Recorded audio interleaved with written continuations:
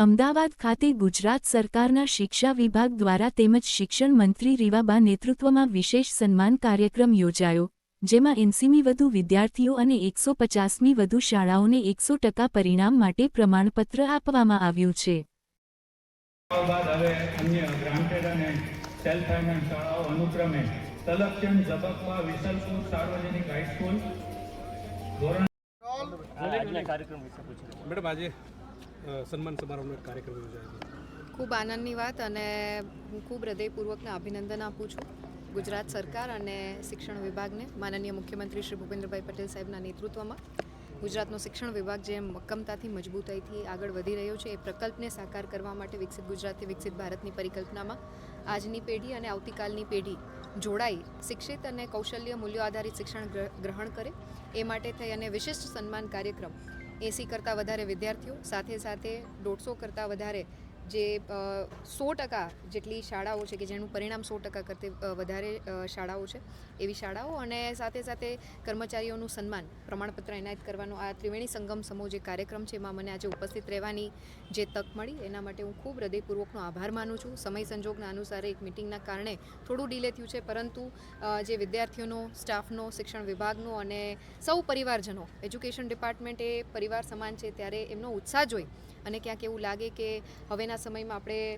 પ્રવેશોત્સવની વાત કરીએ, કન્યા કેળવણીની વાત કરીએ અને વિવિધ સરકારની યોજનાઓના માધ્યમથી યુવા વર્ગને શિક્ષિત કરી અને વિકસિત ભારત, વિકસિત ગુજરાતથી વિકસિત ભારતની પરિકલ્પનામાં જોડવાની વાત આવે તો આ પ્રકારના પ્રકલ્પો, આ પ્રકારના ત્રિવેણી સંગમ સમા કાર્યક્રમો ખૂબ જ અગત્યનો એક રોલ પ્લે કરતા હોય છે. ત્યારે હું પુનઃ તમામ સન્માનીય વિદ્યાર્થીગણ, શાળા, આચાર્ય, શિક્ષકગણ તેમજ જિલ્લા વહીવટી પ્રશાસન, અમારું એજ્યુકેશન ડિપાર્ટમેન્ટ અને જેટલા કર્મચારીઓ છે એમને અહીંથી જે પ્રમાણપત્ર એનાયત થવા જઈ રહ્યા છે એ તમામ શિક્ષકગણનો ખૂબ હૃદયપૂર્વકનો આભાર અને એમને અભિનંદિત કરી અને વાલીગણનો પણ આ તકે આભાર માનવો ઘટે, કેમ કે એમનો વિશ્વાસ, એમની સંકલ્પના ક્યાંક ગુજરાત સરકારના શિક્ષણ વિભાગને સતત પ્રેરિત કરે છે કે આવનારા સમયમાં ખૂબ સરસ રીતે સંયુક્ત અને સુચારુ રૂપે શિક્ષણ વ્યવસ્થાને બહેતરથી વધારે બહેતર બનાવી શકીએ એ માટે અમે પ્રયત્નશીલ છીએ. મેડમ, જૂન અંત સુધીમાં તમામ જગ્યાઓ પર પુસ્તકો પહોંચવા માટેની સૂચના આપવામાં આવી હતી. આજે પણ એ જગ્યા પરથી ફરિયાદો આવી રહી છે, તો એ સૂચના વધુ એક વાર આપવામાં આવી છે ખરું કે ક્યાં સુધી મળી જશે?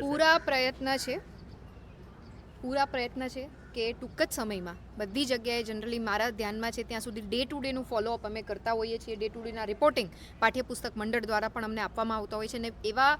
આ પરિસ્થિતિનું નિર્માણ એટલે થયું છે કેમ કે ક્રાઇસિસમાંથી આપણે જે પસાર થયા છીએ, પરંતુ એ કોઈ એક્સક્યુઝનું કારણ નથી. સત્વરે બધી જગ્યાએ અને લગભગ આપણે 99% પુસ્તકો આપી ચૂક્યા છીએ અને શાળામાં પુસ્તકો છે એ પહોંચી ચૂક્યા છે અને જે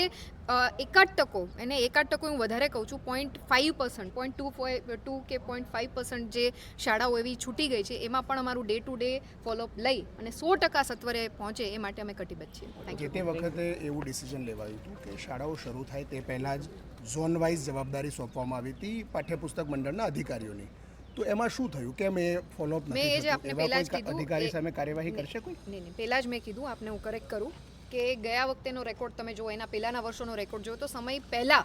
આપણે પુસ્તકોનું વિતરણ કરી દેતા હોઈએ છીએ. બાળકો સુધી પુસ્તકો પહોંચે એ માટે અમે સતત વિભાગ છે એ મક્કમ હોય છે. આ વખતે ક્રાઇસિસને ધ્યાનમાં રાખીને આ પરિસ્થિતિનું નિર્માણ થયું છે, છતાં પણ એજ્યુકેશન ડિપાર્ટમેન્ટ અને પાઠ્યપુસ્તક મંડળ સંયુક્ત ઉપક્રમે ડેલીનું ફોલોઅપ લઈ અને બાળકો સુધી પહોંચે પુસ્તકો એ માટે અમે સતત કીન છીએ અને જવાબદારીના ભાગરૂપે, ફરજના ભાગરૂપે અમે સતત ફોલોઅપ લઈ અને હવે તો બહુ નોમિનલ એવી સ્કૂલ્સ રહી છે કે જ્યાં આ પ્રકારની અસુવિધા સર્જાણી હોય એમાં 100% સત્વરે એનું રિઝલ્ટ મળે અને આવનારા એકેડેમિક યર્સથી કોઈ પણ જાતની આ પ્રકારની ક્રાઇસિસ છે એની સંભાવના ઝીરો થઈ શકે એ માટે અમે પ્રયત્નશીલ છીએ. Thank you so much.